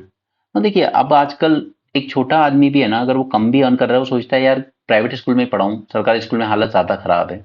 Right? So this government data indicates that there is a decrease in the share of government schools in elementary category from 87% to just 62% now. Okay? लोग government school छोड़ रहे हैं क्योंकि infrastructure खराब है, और teachers का तो जितना कम बोले उतना ठीक है, क्योंकि या तो शॉर्टेज है और जो अपॉइंट भी हो रहे हैं वो नहीं पढ़ाने में इंटरेस्ट लेते। जैसे कुछ वीडियोस जब वायरल होते हैं उसमें आप एक पैटर्न जरूर देखेंगे, स्पेशली जो SC ST डोमिनेटेड एरियाज होते हैं, ओके, और अधिकतर गवर्नमेंट स्कूल्स में कौन जाता है आजकल? ST SC बैकवर्ड थोड़े से जो गरीब तबके के हैं, वही बच्चे जा रहे हैं। आपको बहुत रेयरली एडवांस फॉरवर्ड कास्ट के लोग वहां मिलेंगे, ठीक है, लेकिन जो अधिकतर टीचर्स हैं वो आपको वही मिलेंगे। ठीक है, अधिकतर आपको जो टीचर्स हैं, क्योंकि गवर्नमेंट जॉब्स में आपको मोस्टली प्रोफेसर रैंक पर खासकर रिजर्व कैटेगरी वाले थोड़े कम ही दिखते हैं, रिस्पेक्टिव की रिजर्वेशन है, क्योंकि ओबीसी का रिजर्वेशन लागू हुआ है 2007 में। ठीक है, आप जब हायर लेवल प्रोफेसर देखते हो तो जनरली जनरल कास्ट के ही मिलेंगे। बट द थिंग इज कि वहां पर प्रॉब्लम ये फेस करते हैं, वो कहते हैं कि इन बच्चों का, जो ट्राइबल बच्चे हैं खासकर, इनका IQ ही नहीं है, तो हम क्या पढ़ाएं इनको। और उसके बाद आपकी रिजर्व कैटेगरी से भी जो जाते हैं, तो वो ये नहीं सोचते कि हमें अपने बच्चों को जो पीछे रह गए इनको और अच्छे से पढ़ाना। नो, वो वहां जाके और ज्यादा मक्कार हो जाते हैं कि रहने दे यार, क्या पढ़ाएंगे। और ये सिर्फ यही नहीं, रिजर्वेशन ने एक और इशू जो क्रिएट करा है, खासकर राजस्थान में, जैसे देखा गया था, ST कैटेगरी में जॉब्स उस टाइम जितने भी निकले थे, तो शायद फॉर्म कम भरे गए, whatever reason, but really एक लड़का मैथ्स का टीचर बना and he got negative mark in the exam, and but वो प्राइमरी स्कूल में मैथ्स का टीचर बन गया। तो ये तीनों चारों रीजंस हैं। कुछ हैं जो सिलेक्ट होके गए हैं जिनमें काबिलियत है, लेकिन वो इंटरेस्ट नहीं लेते कि बच्चों का आईक्यू लेवल ही अच्छा नहीं है, ये लोग पढ़ने में इंटरेस्टेड नहीं है। कुछ हैं जो गए हैं और वो खुद पढ़ाने में इंटरेस्ट नहीं है, क्योंकि वो खुद बेनिफिट लेकर उनके खुद के मार्क्स बहुत ज्यादा पुअर थे। ठीक है। तो again don't take it personally, मैंने दोनों साइड बताए आपको, ठीक है, दोनों साइड में प्रॉब्लम्स हैं। टीचर की शॉर्टेज भी है, और अगर शॉर्टेज नहीं है तो क्वालिटी। अभी बिहार में काफी सारे रिक्रूटमेंट के लेटर दिए गए, ऑलमोस्ट 1 लाख से ज्यादा। वहां पर कुछ के इंटरव्यू जब लिए गए तो कुछ लेडीजों को ये तक नहीं मालूम है कि बिहार में जिले कितने हैं, and they have become teacher, right. अब इस तरह के आप कुछ अगर स्टिंग ऑपरेशन देखेंगे ना, तो वहां पे रियली वो प्रोफेसर्स हैं, वो टीचर्स हैं, बट उनसे पूछा जाता है देश का राष्ट्रपति कौन है, तो वो अखिलेश यादव बोलते हैं। ये उस टाइम की वीडियो बता रहा हूं मैं आपको। ये तो इस तरह की चीजें हो रही हैं, तो अब जब टीचर्स में क्वालिटी नहीं है तो बच्चों में क्या इंप्रूवमेंट आप एक्सपेक्ट कर सकते हो। There is a shortage of teachers in school and the student teacher ratio is very high. कुछ स्कूल्स ऐसे भी थे जहां एक ही रूम में चार चार क्लास चल रही हैं, 6, 7, 8, 9 अलग अलग कॉर्नर में चारों क्लास के बच्चे बैठे हुए हैं एक ही रूम में, और एक ही टीचर 1 बाय 1 उनको हैंडल भी कर रहा है, कि बाकी टीचर सिर्फ जॉब मिल गई है गवर्नमेंट जॉब, पर जा नहीं रहे हैं स्कूल पढ़ाने। या तो वो अपनी जगह किसी और को भेज देते हैं, किसी भी लड़के को पकड़ के, और या फिर वो अटेंडेंस ऐसे ही लगवा लेते हैं। ये रियलिटी है गवर्नमेंट स्कूल्स की। The reliance on contractual teachers is noted and widespread teacher absenteeism. The quality of education varies with a visible divide between well-funded formal schools and under-resourced informal school. ये तो इसलिए मैं कहता हूं कि लोग कहते हैं इक्वालिटी इक्वालिटी, तो प्रॉब्लम ये है कि जब हम लोग पहला कदम रखते हैं ना बचपन में स्कूल में, वहीं से इनइक्वालिटी शुरू हो जाती है। कुछ स्कूल्स हैं टॉप क्लास एजुकेशन दे रहे हैं, कुछ बच्चे हैं जो ऑलरेडी एक बहुत हाईली एजुकेटेड फैमिली से आ रहे हैं, और कुछ जस्ट अपोजिट है। तो इनइक्वालिटी वहीं से शुरू हो जाती है, तो बड़े होके वो कंपटीशन नहीं होता है फेयर, पॉसिबल ही नहीं है।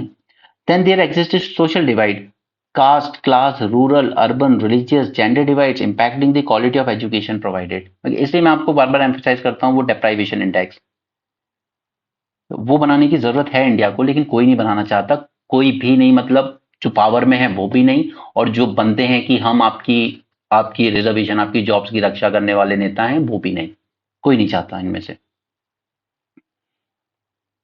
एक बार पता है, कुछ साल पुरानी बात है, लखनऊ इलाहाबाद हाई कोर्ट ने एक फैसला दिया था कि सभी गवर्नमेंट ऑफिसर्स, पॉलिटिशियंस के बच्चे गवर्नमेंट स्कूल में ही पढ़ेंगे, including your district collector, SP. तुरंत चैलेंज हुआ और तुरंत रिवर्स हो गया ऑर्डर।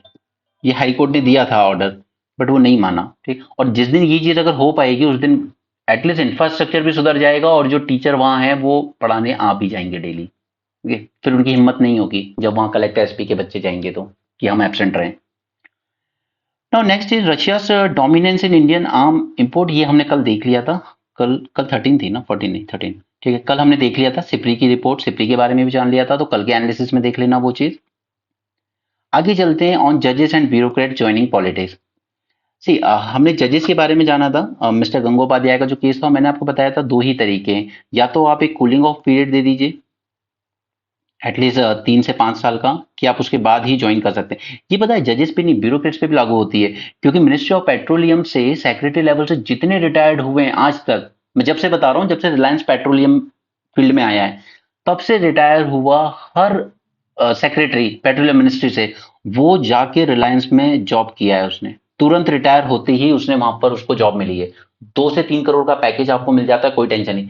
क्यों मिल रहा है? क्योंकि जब इंसान का रिटायरमेंट आ रहा होता है ना, उसको लगता है अब मेरे 6 मंथ ही बचे हैं रिटायरमेंट में, या 1 साल ही बचा है, उस टाइम वो रिलायंस को बेनिफिट देता है कि मैं आपका प्रोजेक्ट बिल्कुल क्लियर करवा दूंगा, कोई टेंशन नहीं हो, मुझे आपसे कोई ब्राइबरी भी नहीं चाहिए। ब्राइबरी लूंगा तो फंस जाऊंगा ना, मैं आपसे लूंगा पोस्ट रिटायरमेंट जॉब। और आप जाके देख लीजिएगा, जितने भी मिनिस्ट्री ऑफ पेट्रोलियम से रिटायर्ड सेक्रेटरीज हैं, वो सब रिलायंस में जॉब कर रहे हैं, राइट। ये कहलाता है एक तरह का इनविजिबल करप्शन। अब सेम चीज जुडिशरी में भी देखने को मिल रही है।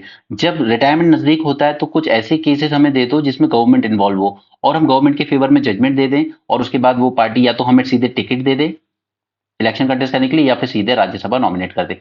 और ये आज की बात नहीं है, ये इंदिरा गांधी के जमाने से चला आ रहा है ये सब। उस टाइम भी जजेस ने इसी तरह की चीजें की हैं, वो तुरंत रिटायर होके एक प्रेसिडेंट का इलेक्शन कंटेस्ट करने चल दिए थे, दूसरे ने लोकसभा का इलेक्शन कंटेस्ट कर लिया था, कोई राज्यसभा में चला गया, और इवन कुछ ने तो गवर्नर की पोस्ट भी ली है। आई थिंक चीफ जस्टिस थे सदा शिवम करके कुछ, ऐसे ही कुछ नाम था।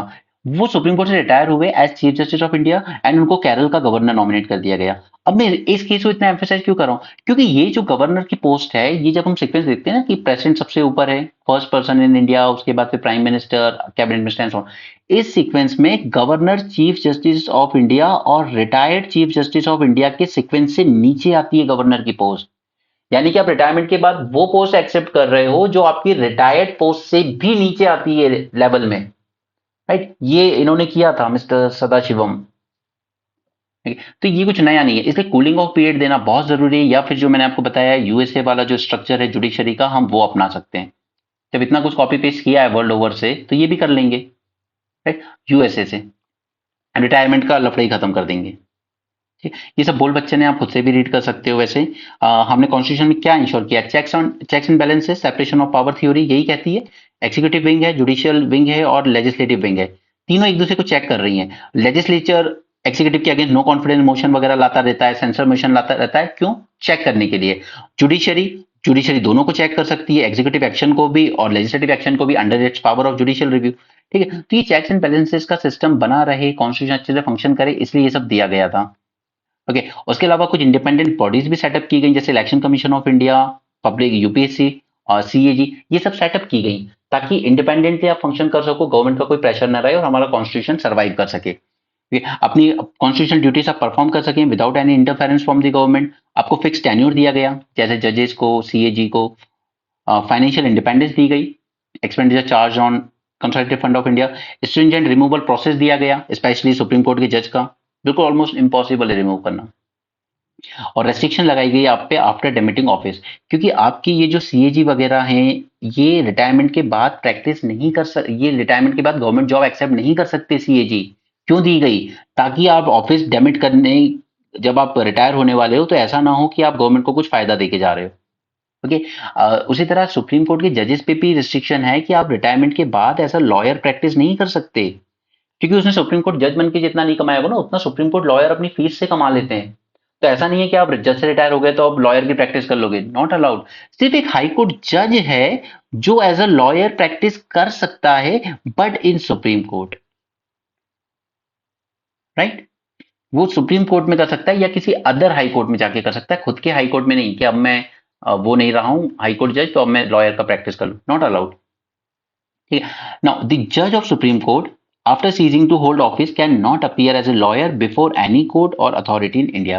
A judge of high court has similar restriction except, ये याद रखिए point, except for appearance before the Supreme Court or other high court. एक हाई कोर्ट जज अपीयर कर सकता है, बट या तो अदर हाई कोर्ट के सामने या सुप्रीम कोर्ट के सामने, क्लियर, उस हाई कोर्ट में नहीं जहां पे वो खुद जज रहा हो।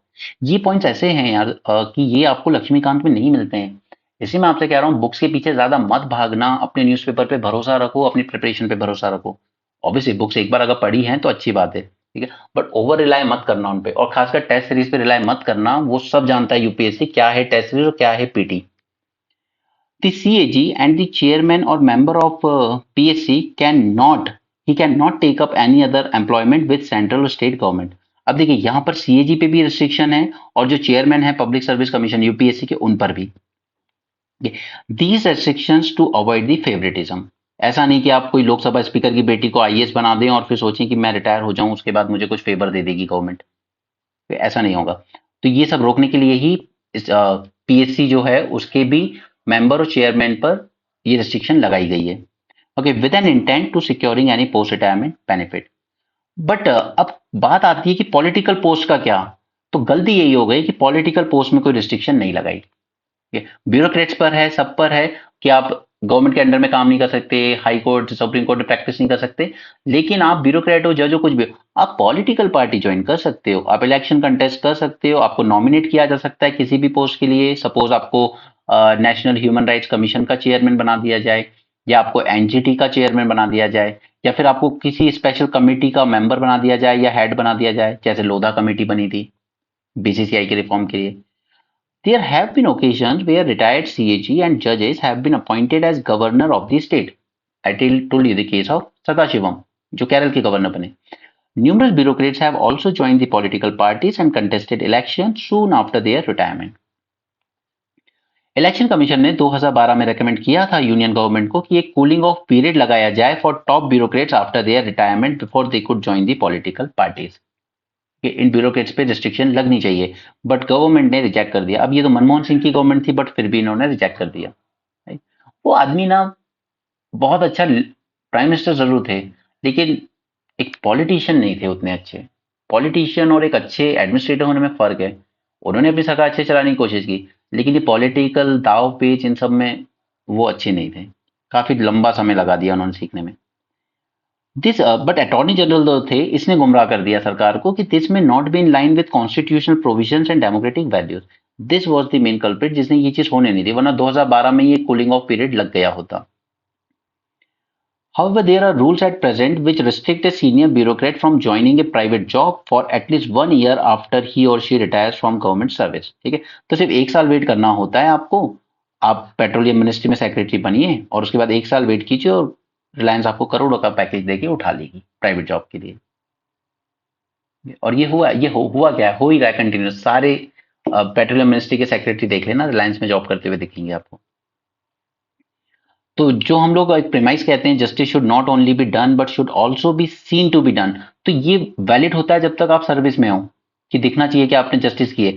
बट इसको एक्सटेंड कीजिए आप जरा प्रिंसिपल को रिटायरमेंट के बाद भी, उस पर भी तो एक्सटेंड कीजिए कि आप आज उसी कंपनी में जॉब ले रहे हो जो आपसे प्रोजेक्ट मांगने आती थी कभी मिनिस्ट्री में, तो फिर आपने जस्टिस कहाँ की अपने उसका। ठीक है, तो एक कूलिंग ऑफ पीरियड लगाना चाहिए। आई पर्सनली फील सिर्फ 2 साल का लगाने से कुछ नहीं होगा, एटलीस्ट 3 से 5 साल का होना चाहिए, ताकि वो सरकार बदल जाए उतने में, अगर बदलनी है तो। So this will instil the confidence in public at large and negate any allegation of quid pro quo. Now Russia Ukraine war में काफी सारे इंडियंस को ड्यूप किया जा रहा है। जैसे यहाँ पर एक यूपी रेसिडेंट है, वो क्लेम कर रहा है कि उसने तो रशिया में जाकर इंडियन एम्बेसी को कांटेक्ट करने की भी कोशिश की मॉस्को में, बट किसी ने नहीं सुना उसकी। राइट, और उस दिन भी मैंने आपको बताया था कि जब तक एक हैदराबाद के एमपी ने ये मैटर नहीं उठाया पार्लियामेंट में, तब तक सेंटर डिनाई करता रहा कि ऐसा कुछ नहीं है। ठीक है? और उसके अलावा सेंटर ने ग्रीन लाइट भी दे दी इसराइल में भी रिक्रूटमेंट के लिए। हरियाणा यूपी से लड़के रिक्रूट किए गए इसराइल में, वहां भी यही होगा। कंस्ट्रक्शन लेबर के नाम पे आपको ले जाया जा रहा है, वॉर में धकेल दिया जाएगा, जैसे रशिया में हुआ है।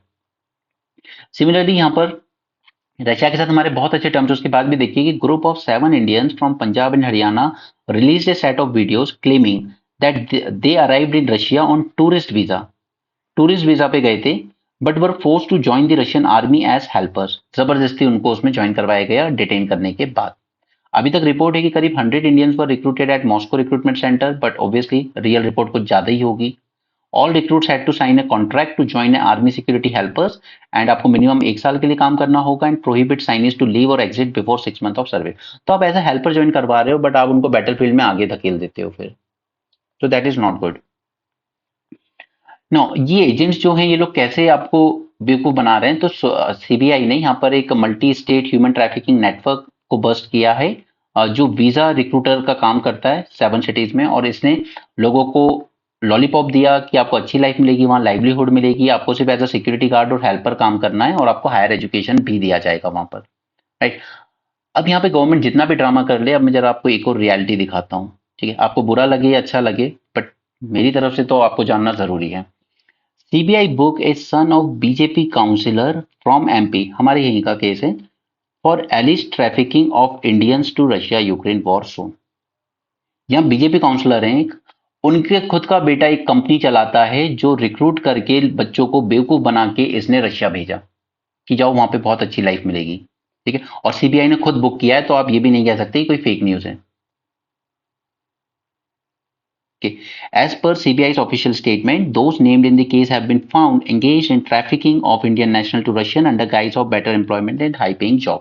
ठीक है, ये इंडियन एक्सप्रेस की न्यूज है, और यहाँ पर फाइनेंशियल एक्सप्रेस की तरफ से भी सेम न्यूज है। CBI has named the son of a BJP corporator in Madhya Pradesh the prime accused in a student visa misuse case to push Indians at Russia-Ukraine war front। ठीक है, the Indian Express reported। Right, so चाहे आप BJP के fan हो या मोदी जी के fan हो, लेकिन जो सच है वो जानते रहिए। आपको बुरा लगता है तो सॉरी।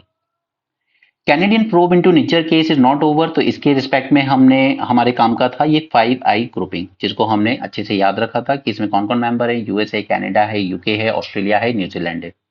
ठीक है, ये लोग आपस में 5 आई ग्रुप कुछ नहीं है, पर एक इंटेलिजेंस शेयरिंग अरेंजमेंट है। ये लोग आपस में सारे इंटेलिजेंस शेयर करते हैं एक दूसरे से। यहाँ पर आज रिपोर्ट सबमिट हो जाएगी वन नेशन वन पोल पर, जो मिस्टर रामनाथ कोविंद के अंडर में बना था, कि क्या सजेशन दिए उन्होंने। यहाँ पे जो महाराष्ट्र में अनाउंस किया है कांग्रेस ने 5 गारंटीज फॉर वुमेन, उसमें से हम एक दो पॉइंट उठाएंगे जो हमारे काम के हैं। 1 lakh annually for poor women, 50% reservation for central government jobs, double the income of Asha worker. ये बहुत ज्यादा जरूरी है, आशा वर्कर्स की सैलरीज बहुत कम होती है, वो भी इंसेंटिव बेस्ड। इनकी लाइफ बहुत टफ है, लेकिन तो ये एक अच्छा पॉइंट है जो हमें बिल्कुल यूज करना चाहिए। या women in anganwadi and mid day meal scheme, इनकी सैलरी बढ़ाने की जरूरत है। इसके अलावा कई बार ये लोग बाहर जॉब करने आती हैं, जॉब मिलती है मुश्किल से 8, 10, 11 हज़ार की, लेकिन साथ में रेंट पे कमरे भी लेने पड़ते हैं इनको। ठीक है, तो उसके लिए जरूरी है कि हम स्टैब्लिश करें एक establish a Savitribai, just a second, establish a Savitribai Phule working women's hostel in every district across the country। Okay इस तरह के हॉस्टल्स बनाना भी जरूरी है, ताकि जो लड़कियां आती हैं जॉब करने सोचती हैं कि सैलरी बहुत कम है, तो एटलीस्ट वो थोड़े एक्सपेंसेस तो कम हो सकें। इसी तरह विमेन को उनके राइट्स और एजुकेशन के प्रति अवेयर करने के लिए एक बनाया जाएगा पैरालीगल, एक nodal officer will be appointed in every panchayat to educate women about their rights, specially rural areas में। कई बार अभी भी ऐसा है, पता है, हमारे हिंदू धर्म में भले ही चाहे अलाउ ना हो कि आप दूसरी शादी नहीं कर सकते पहली से डिवोर्स हुए बिना, बट गांव में कईयों ने कर रखी है। विलेजेस में आपको कई ऐसे मिल जाएंगे जहां वाइफ रह रही है बस चुपचाप, क्योंकि वो उनको नहीं पता है कि ऐसे भी राइट्स हैं। हस्बैंड ने दूसरी शादी भी कर ली है, साथ में ही रह रहे हैं, कोई दिक्कत नहीं। ओके, तो इस तरह की चीजें इलीगली हो रही हैं, बट दब जाती हैं स्मॉल छोटे छोटे विलेजेस में, नहीं ध्यान देता कोई। राइनो हैबिटेट, मैंने आपको राइनो पे पूरा लेक्चर दिया है प्रीलिम्स रिवीजन सीरीज में। ठीक है, अलग अलग तरह के होते हैं, उनके आयुसीएन स्टेटस, कौन सी सेंचुरी, कौन से नेशनल पार्क में क्या है, कम है, ज्यादा है, ऑल दैट। अब यहाँ पर इन लोगों ने क्या किया है, असम गवर्नमेंट ने, कि 1998 में फॉरेस्ट डिपार्टमेंट ने कुछ नोटिफिकेशन निकाला था। अब ये 26 साल बाद इनकी नींद खुली है असम गवर्नमेंट की, और ये कह रहे हैं कि नोटिफिकेशन जो था ना, ये फॉरेस्ट डिपार्टमेंट ने यूनिलैटरली निकाल दिया था, ना चीफ मिनिस्टर को कंसल्ट किया, ना ही गवर्नमेंट को कंसल्ट किया। तो हम इस नोटिफिकेशन को डी नोटिफाई करने जा रहे हैं, इस टाइगर हैबिटेट को, पोबित्रो जिसका नाम है, इसको हम डी नोटिफाई करने जा रहे हैं। तो सुप्रीम कोर्ट में केस गया, सुप्रीम कोर्ट ने कहा नो, आप अभी नहीं कर सकते, आप विड्रॉ नहीं कर सकते इस नोटिफिकेशन को। वो भी 26 साल बाद जाके आपको ध्यान आया कि नोटिफिकेशन सही नहीं था। पवित्र वाइल्ड लाइफ सेंचुरी, ठीक है, ये सबसे ज्यादा डेंसिटी मिलती है हमें यहाँ पर इसकी, राइनोस की। Assam cabinet withdrawn the notification issued by state forest department in 1998। कह रहे हैं कि ये यूनिलेटरली इशू किया गया था without consulting the revenue department और even the chief minister. The declaration of the sanctuary was made without settling the rights of the people, और ये इन 3 विलेजेस में। Withdrawing a notification declaring a wildlife sanctuary is not your answer. Such withdrawals cannot be done without permission of National Board of Wildlife। Okay? National board of wild life से permission लीजिए, उसके बाद ही withdraw कीजिएगा। अब काफी सारी scheme चलाने के बाद भी कुछ नहीं हुआ, तो चलिए एक स्कीम और सही, पीएम सूरज। ठीक, हमने स्टैंड अप इंडिया ये सब चला लिया कि यहाँ पे एसटी एससी वगैरह को हम लोग लोन देंगे ई व्हीकल वगैरह परचेज करने के लिए। ओके, इसके अलावा हमने मुद्रा चला ली कि चलो इसके थ्रू भी करेंगे। अब हम एक और चला देते हैं, सूरज। ठीक है, जबकि बेस्ट वे होता है कि आप किसी एक पर ही फोकस, एक ही स्कीम को परफेक्ट बनाने की कोशिश कीजिए, उसके डोमेन को एक्सपेंड कीजिए। आप जो स्टैंड अप इंडिया लाए थे वो अच्छा था, ठीक है, एसटी एससी और विमेन पर फोकस था उसका, कि इनको एम्प्लॉयमेंट अपॉर्चुनिटीज क्रिएट करने पे फोकस करेंगे हम, चाहे वो सेल्फ एम्प्लॉयमेंट हो या गवर्नमेंट एम्प्लॉयमेंट हो, लेकिन इस पे स्पेशल अटेंशन देंगे। इनको इनको लोन देंगे कि आप जैसे ई 3 व्हीलर लेना है आपको, ई रिक्शा आप ले लीजिए, गवर्नमेंट आपको लोन प्रोवाइड करेगी। ठीक है, लेकिन क्या है, इलेक्शंस में दिखाना होता है, देखिए इतनी सारी स्कीम चला रखी है हमने आपके लिए, उससे बेटर होता है कि वो एक दो स्कीम को ही आप बहुत अच्छे से उसको टारगेट कर पाते हैं। तो अब यहाँ पर एक और लेकर आए, सामाजिक उत्थान एवं रोजगार आधारित जन कल्याण। क्रेडिट प्रोवाइड करेगा to entrepreneurs from disadvantage sections. वही same, schedule caste, nomadic, denotified nomadic, semi nomadic tribe, OBC, सफाई कर्मचारी एंड सो ऑन। तो ये बीमारी इंडिया से अब तक गई नहीं है। Nagaland church body says LGBT lifestyle unacceptable. यहाँ पर एक क्रिश्चियन, देखिए पहली बात तो नागालैंड क्रिश्चियन मेजोरिटी है, स्टेट है, ठीक है, हिंदू मेजोरिटी स्टेट नहीं है। इनका कहना है कि बिब्लिकल प्रिंसिपल्स जो हैं वो हमारे गलत मानते हैं इस लाइफस्टाइल को। वो कह रहे हैं कि हम लोगों के अगेंस्ट नहीं है, जो एलजीबीटी लोग हैं उनके अगेंस्ट नहीं है, हम इस सिन के अगेंस्ट हैं। We love the person but we hate this sin, LGBT. Ferocious dogs, देखिए पैनल ने तो रेकमेंड किया है बैन लगाइए इन डॉग्स डॉग्स पे, खासकर दिल्ली में तो बहुत ज्यादा, और हैदराबाद से भी कुछ केस आया था जहाँ पे बच्चे की डेथ हुई है डॉग के काटने से। ये इस तरह के डेंजरस डॉग्स, इनकी ब्रीड के नाम दिए यहाँ पर पिटबुल, ठीक है, बुलडॉग, मैं तो नाम जानता भी नहीं खैर इन सबके, ये दो ही सुने हैं मैंने, तो इन पे बैन लगाने की जरूरत है हमें। Panel recommend that certain breeds of the ferocious dog be prohibited from being kept as pets, ये डेंजरस होते हैं, ठीक है, और साथ में स्टेट्स को कहा गया no longer register the licence that permit their sale. ये क्या काफी अटैक के केसेस आए इन पे लोगों पर। Free trade agreement negotiation UK के साथ ये चल रहे हैं, बाकी हमने ये देखिए एफटीए गवर्नमेंट ने सारे अबॉलिश कर दिए थे, फिर ये एक नया मॉडल लेकर आए थे एफटीए 2.0, इसको मैंने ऑलरेडी 450 प्लस में पूरा वीडियो कंप्लीट कर रखा है, वहां से देख सकते हैं उसको, एक बार में सारी चीजें क्लियर हो जाएंगी। ई कॉमर्स फॉर एमएसएमई, अब देखिए एमएसएमई का बहुत इंपॉर्टेंट रोल है हमारे इकोनॉमी में, क्योंकि हमारा टोटल मैन्युफैक्चरिंग आउटपुट का ऑलमोस्ट 38% एमएसएमईज करती हैं, 38%। उसी तरीके से अगर हम टोटल एक्सपोर्ट की बात करें तो 45% जो एक्सपोर्ट्स होते हैं वो एमएसएमई करती है। लेकिन जब ई कॉमर्स के थ्रू बात आती है ना कि यहाँ से फॉरेन भेजना ऑनलाइन टाइप की चीजें, तो उसमें दिक्कत आती है, मोस्टली दिक्कत आती है इन स्मॉल एंटरप्राइजेस को पेमेंट के रिगार्डिंग स्पेस। ओके, तो इसको हमें थोड़ा सा और इजी बनाने की जरूरत है अगर हम इनकी ग्रोथ चाहते हैं। बाकी मैं आपको वो सब बता चुका हूँ कि नोटबंदी जैसे जो डिमोनेटाइजेशन था वो इतना बकवास स्टेप था कि उससे 6.5 करोड़ छोटे छोटे उद्योग बंद हो गए थे, छोटे स्मॉल एंड मार्जिनल एंटरप्राइजेस। और ये मेरा डेटा नहीं है, ये राज्यसभा में दिया हुआ खुद गवर्नमेंट का डेटा है कि डिमोनेटाइजेशन के टाइम पर 6.5 करोड़ स्मॉल बिजनेस बंद हो गए थे। ओके, और फिर गवर्नमेंट क्लेम करती है कि this was a surgical strike on black money and all rubbish. 99% से ज्यादा नोट वापस आ गए थे सिस्टम में। Anyway, the government must make it easier for smaller firms to export their goods via e-commerce platform and simplify the merchandise trade processes, यानी कि paper work and all, and establish a single national trade portal for all approvals. ये 3 recommendation जरूरी आप लिखना चाहिए exam में with respect to MSME, ताकि हम उसको प्रमोट कर सकें। चाइना को देखिए, चाइना ई कॉमर्स के थ्रू कितना एक्सपोर्ट करता है, $200 बिलियन। हम ई कॉमर्स के थ्रू कितना एक्सपोर्ट कर रहे हैं, जस्ट $2 बिलियन, एंड वी से वी आर द विश्व गुरु। नॉट पॉसिबल, ठीक है, कहाँ 200 कहाँ 2। और इसका सबसे बड़ा रीजन है हमारे कम एक्सपोर्ट्स का कंबरसम कंप्लायंस प्रोसेस, तो इस पे वर्क करना चाहिए। MSME output 38.4%, export 45%। हमें फोकस करना चाहिए हमारे स्मॉल इंडस्ट्रीज को, handicrafts, handloom, textile, Ayurveda, herbal supplements, leather goods, imitation jewellery, wooden products, इन पे, क्योंकि इनकी ग्लोबल डिमांड भी अच्छी खासी है और स्मॉल एमएसएमई इस पे वर्क कर भी सकती है। यहाँ पे 3 वर्ड्स हैं, REITs, InvITs and municipal bonds. ये तीनों मैं आपको नेक्स्ट सेशन में एक्सप्लेन कर दूंगा, अभी लेक्चर थोड़ा ज्यादा लेंथी हो जाएगा, बट जिस दिन भी न्यूज़पेपर में कम चीजें होंगी या प्रोबेबली मैं कल ही कर दूंगा आपको, या फिर मैं टेलीग्राम ग्रुप पे सीधे इन पे शॉर्ट नोट बना के डाल दूंगा आपको, ठीक है, तो आप वहां से कर लेना, क्योंकि ये तीनों वर्ड्स आपके प्रीलिम्स के लिए काफी इंपॉर्टेंट है। म्युनिसिपल बॉन्ड्स तो आप जानते होंगे, and Indore was the first city जिसने म्युनिसिपल बॉन्ड इशू किए थे। No, not first city, but it is one of the city, ठीक है, इससे पहले सूरत ने भी किए। फर्स्ट शिप टाटा के बारे में हम बात कर चुके हैं, ये पहला फैब्रिकेशन प्लांट लगेगा हमारे यहाँ। इसके अलावा और भी प्रोजेक्ट्स हैं, लेकिन वो मोस्टली असेंबली एंड टेस्टिंग वाले उसमें हैं, जैसे माइक्रोन का प्रोजेक्ट, राइट। ये इस पे ऑलरेडी मेंस 450 प्लस में पूरा लेक्चर कर चुके हैं, वहां से देखा होगा आपने। Now Chinese military team visit Maldives and Sri Lanka and Nepal.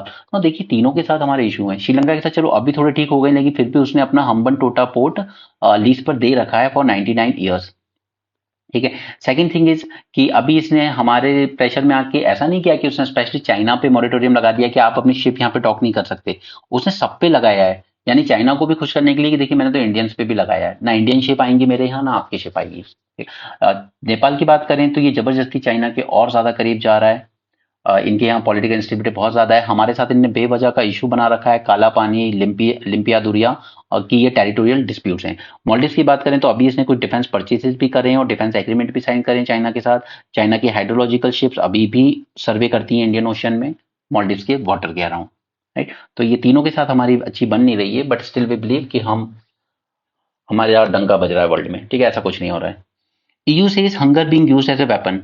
अब देखिए किसी भी कंट्री को घुटनों पे लाना हो वॉर में, तो सबसे पहले अटैक करते हैं आप उसके फूड स्टॉक्स पे। इसलिए जो हमारे यहाँ गवर्नमेंट ये अडानी ग्रुप को प्रमोट कर रही है, 400 एकड़ में उसने शेल्स बना रखे हैं हरियाणा में, ठीक नहीं है। एक जगह पे नहीं रखना है इसको, डिसेंट्रलाइज रखना है, वरना एक अटैक या एक कोई नेचुरल डिजास्टर सब खत्म कर देगा। राइट, तो यहां पर ईयू भी अब कह रहा है कि हंगर को एक वेपन की तरह यूज कर रहा है Israel. Russia ready to use nuclear weapon if sovereignty is threaten, ये वार्निंग देता रहता है क्योंकि नाटो देखिए सारी गलती नाटो की है, या कह लीजिए यूएसए की। जब आपने 1991 में यूएसएसआर डिसइंटीग्रेशन टाइम प्रॉमिस किया था कि हम अब जर्मनी के आगे ईस्टवर्ड एक्सपेंशन नहीं करेंगे, तो फिर आप क्यों करते रहे? आपने पोलैंड ले लिया, आपने सब ले लिया, आप स्वीडन फिनलैंड तक ले लिया जो बॉर्डर शेयर करते हैं रशिया के साथ। तो रशिया का कंसर्न भी जेन्युइन था, तो वो वार्निंग देता रहता है, एंड वो है भी इतना सनकी कि वो यूज कर भी सकता है, वो नहीं डरता।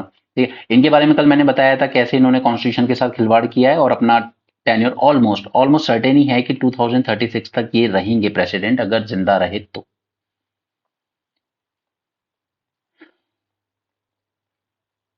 ये सब कुछ नहीं है, बस ये है कि ये ज्योमेट्री के कुछ इश्यूज हैं, जैसे ओलंपियाड लेवल पे होता है वहां पर। ये जो गूगल की मशीन है इसने 30 में से 25 क्वेश्चन सॉल्व कर दिए ज्योमेट्री से रिलेटेड प्रॉब्लम्स।